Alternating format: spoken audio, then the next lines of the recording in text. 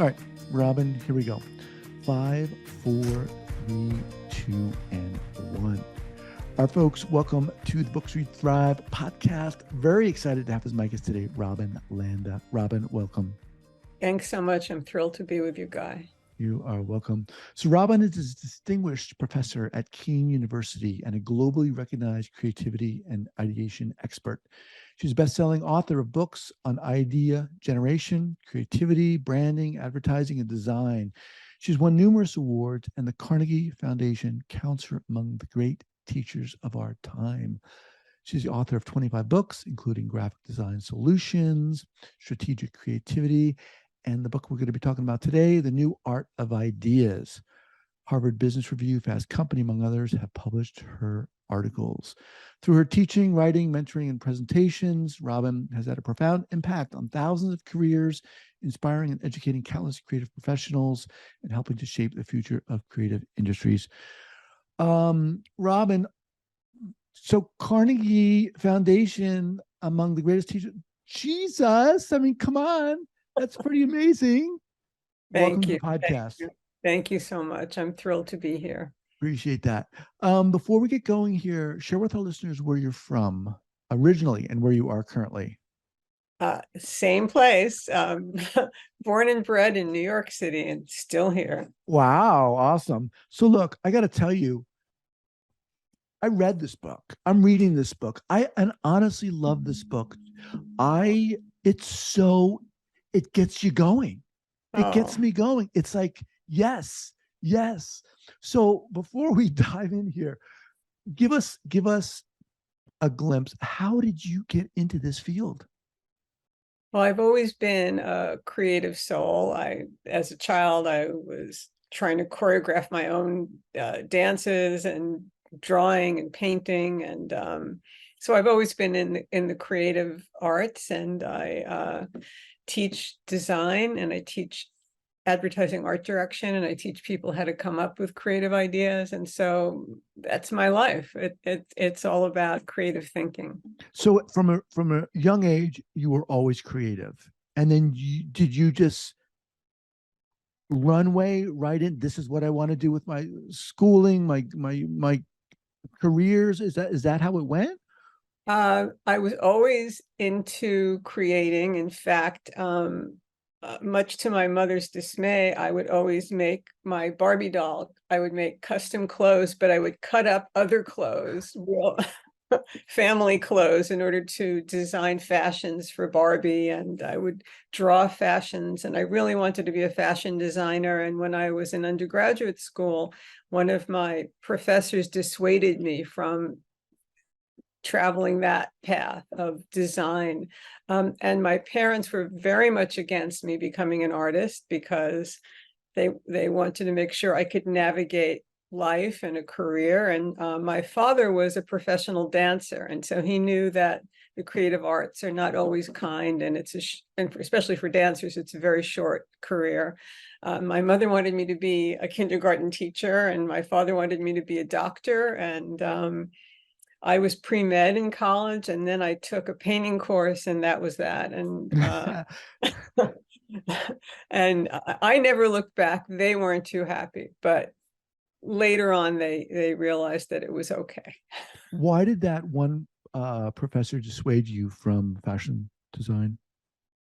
There's a snobbery in the fine arts. At least there was back then, and he felt that, as somebody, he called me an intellectual. I don't know how an 18-year-old's an intellectual, but okay. And he felt that I would be better, my mind would be better served in the fine arts, not even in design at all. Okay. And he had been a designer for a little while, and when I studied with him, he was a well-known painter. And so there was a bit of snobbery there. So it's one thing to be creative, to be in the art. It's another thing to teach, right? How did you transition to that? Like, I want to teach. When I was in graduate school, the graduate school I was in, the model was that if you got a fellowship, you had to teach to earn the money. And so when I was a first-year graduate student, they threw me into teaching a course to freshmen and undergraduate freshmen in color theory. And there I was. I know I didn't know anything about teaching, but I soon learned that I loved talking about art and design, and I loved sharing my passion for it with other people. And I had that fellowship for a couple of years. And while I was still in graduate school, I got an adjunct position at a community college to also teach dimensional design, and really still loved it. And then when I got out of graduate school, I worked in the profession for a while, and then I was drawn back into teaching again. And I found that, well, for a variety of reasons, that was where I belonged, that mentoring people and making sure that they had satisfying careers, and having the opportunity to especially help a diverse number of students, so that hoping that the professions become more inclusive was really important to me. So how did this book come about? You in the book you go in, and of course in your bio we talked a little bit about your role as a professor and teaching students, and but how did this book come about for you? I've written about creativity before, but in recent years, I was finding that my students really were doing very, very well with my ideation framework. I'll give you an example. A student named Brooke Roderick had her first internship at a top New York City ad agency. And she came back after the first couple of weeks and said, "Robin, I have to tell you, I'm on a creative team with other people. And the creative director gives us a problem." And she says, and I say, "Well, we can do this and we can do that and we can do something else." And everybody else is just sitting there. And I thought, okay, I need to codify this. And that's how this book came about. um, I started out at what was Philadelphia College of Art a while ago, and I dropped out after a year and started playing music and pursued that. And then, you know, what happened is I ran up against, Guy, you've got to make a living. You've got that voice. And I want to get to that because it's so prevalent. But um, who are your students? Are they design students, fine art students? What? Yes, I teach. I'm very lucky. I teach in the Robert Bush School of Design, it's a long title, in the Michael Graves College at Kean University. We're a big public university, and my students are aspiring graphic designers, UI UX designers, advertising art directors, some even copywriters, and so these are people who are going to earn a living, unlike the profession my parents were worried about. If I became a painter, that I wouldn't be able, like you said, as a musician or a dancer, it's very hard to earn a living in our economy. But my students actually earn way more than I do. And I'm very happy for them. And they really, I would say we have anecdotally, about a 98% employment rate. Wow, that's amazing. So this student comes back, she shares that story. You say, I want to codify this. What happens? So I realized that I had been teaching a new way to generate ideas for years. And it never really dawned on me that I had created this framework.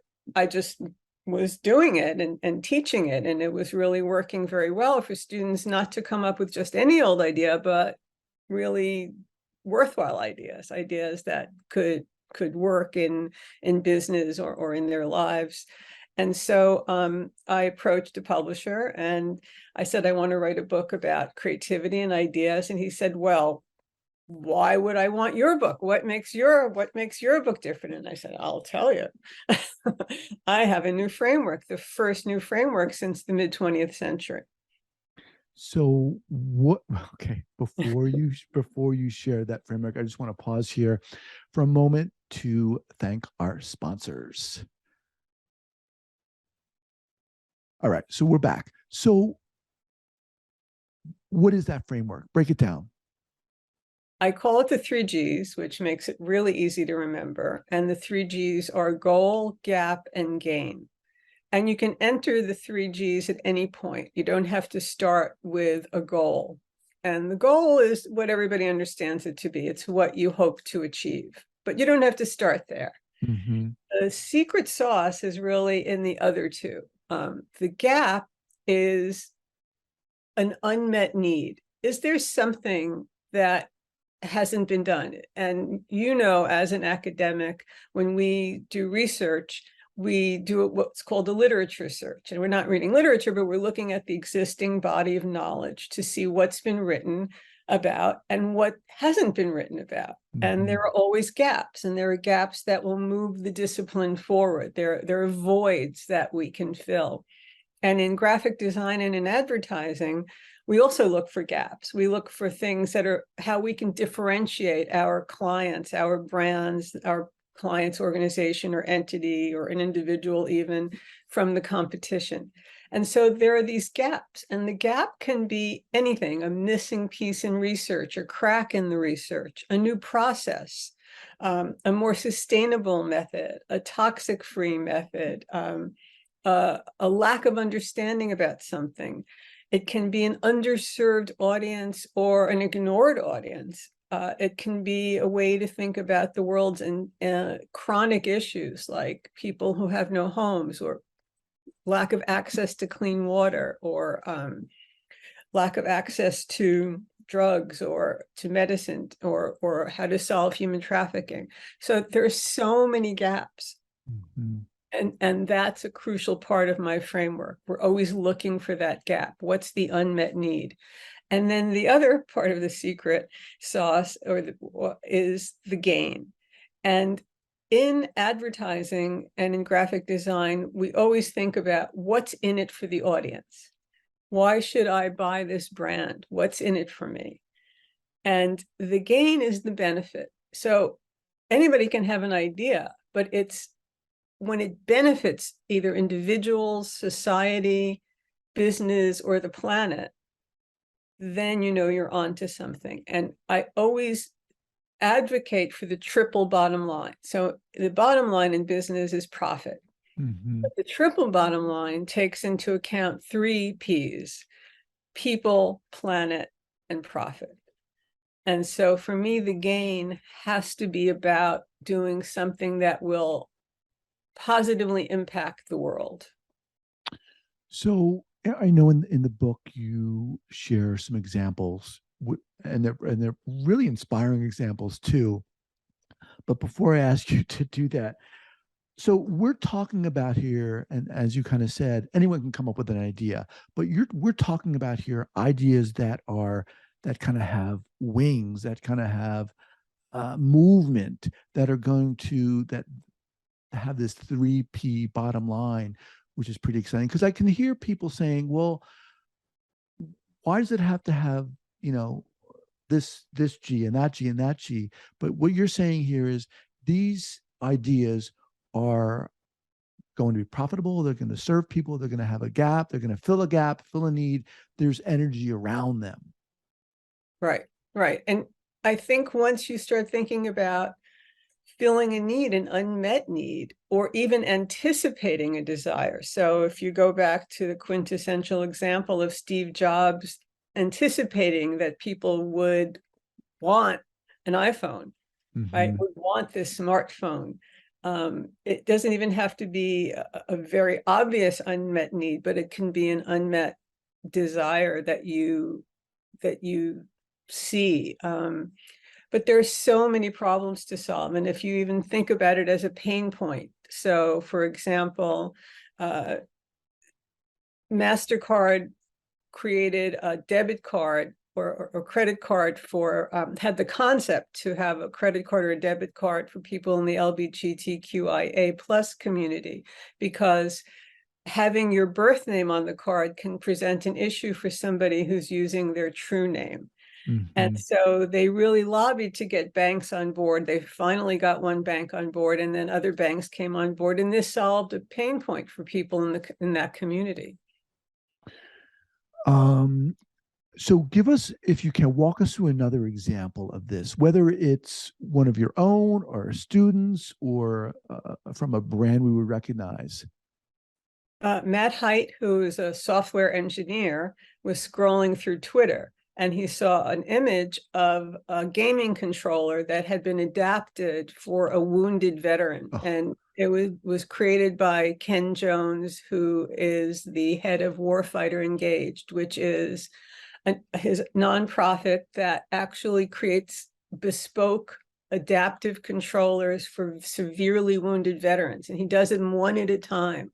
wow. Matt Height was very taken with this image and he reached out to Ken Jones and they spoke, and Matt Height wanted to do something too. And he went back to Microsoft, and during their summit, he put together a team to design a mass-produced adaptive controller. I think your listeners probably don't know that there are about approximately 46 million people in the US alone living with limited mobility who could use an adaptive controller and who are gamers. Wow. So these 46 million people are gamers and they have limited mobility. And so he went back to Microsoft, and it took years of design. It took years of getting Microsoft really on board, because there isn't great profit in this limited product design, but they did it. And it's this amazing adaptive controller that can be used with one hand or one arm. It's extraordinary. And it's the kind of idea that is certainly a worthwhile one. Oh my gosh. What, give us an idea of what that controller looks like. I mean, does it resemble at all what we commonly think of? It does. It doesn't have, you don't have to reach around the back to hook things in. It's easily, actually, even the package is easily opened. I mean, they really thought about everything so that anybody with, as I said, limited mobility could utilize it. And gaming is very important to people. It is, as you know, as a therapist, it's therapeutic, and also it's a way to be with others. As a father of a 14-year-old son, I know very well. There you go. And it levels the playing field for people, Mhm. for kids who are gamers. And it also allows you to connect to others, whether it's online or in the room. So it was really an extraordinary thing that Ken Jones, Matt Height, and what is really important is that they really had inclusive teams working on it. So Mm. a lot of people who were living with disability had a seat at the table in coming up with this. And they worked with various organizations who serve wounded veterans or people living with disability. You mentioned earlier that your student who was working at that job in that room, she was coming up with ideas. What was it that enabled her to do so, and all these other people not, who I'm sure were bright, right?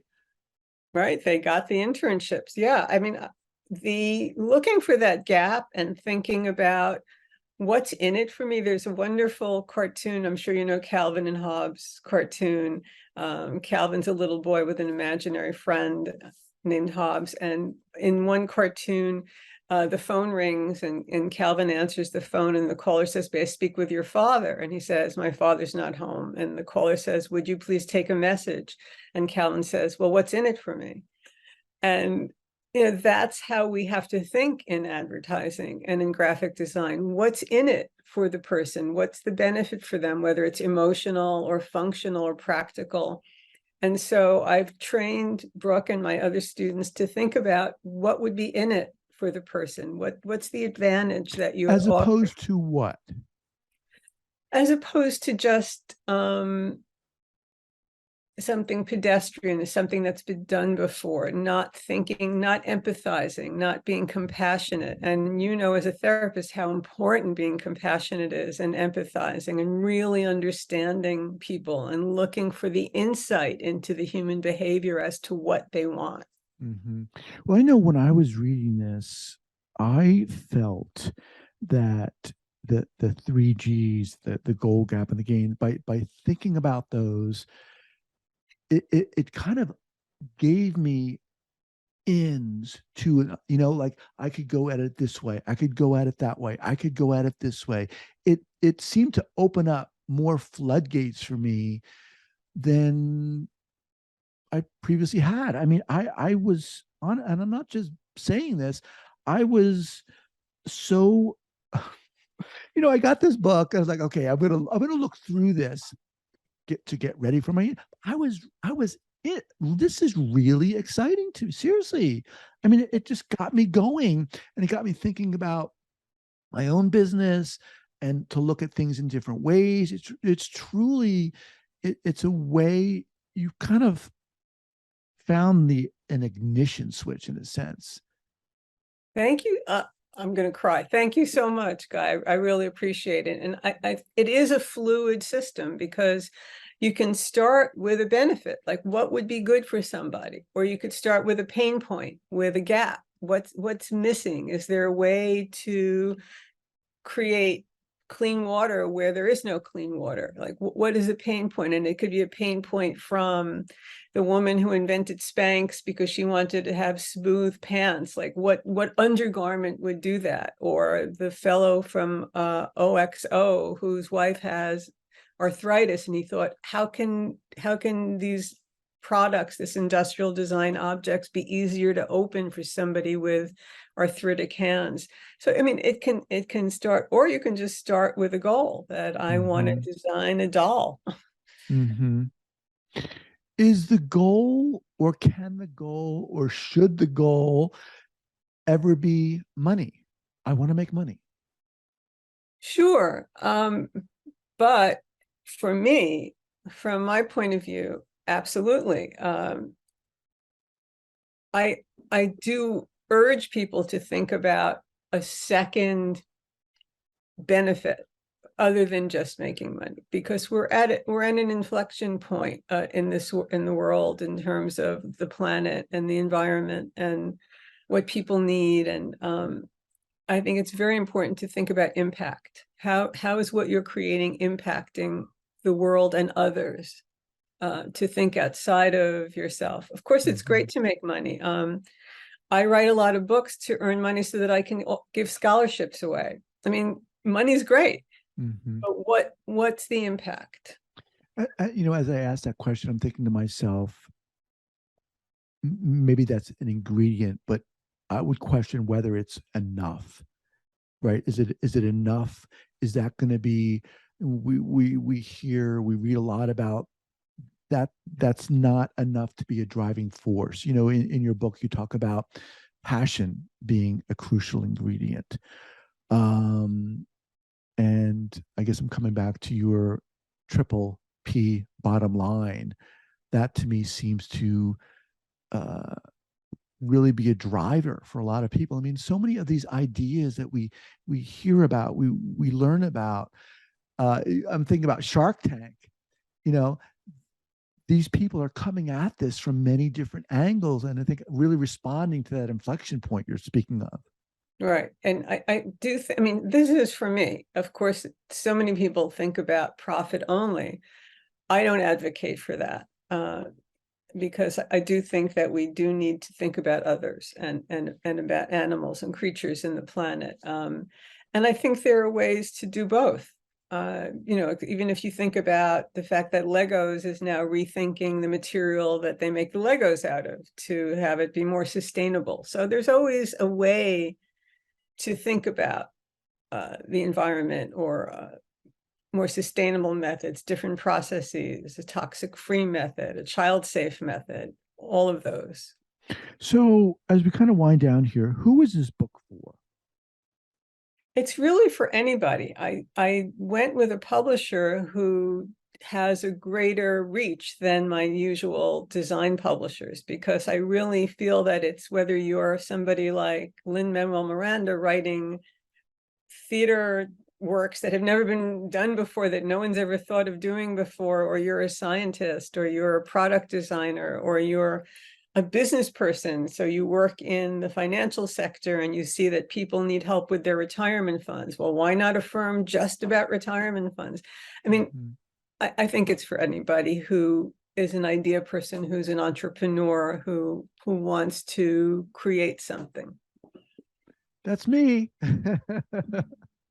Well, look, Robin, I love this book. The book's called The New Art of Ideas: Unlock Your Creative Potential.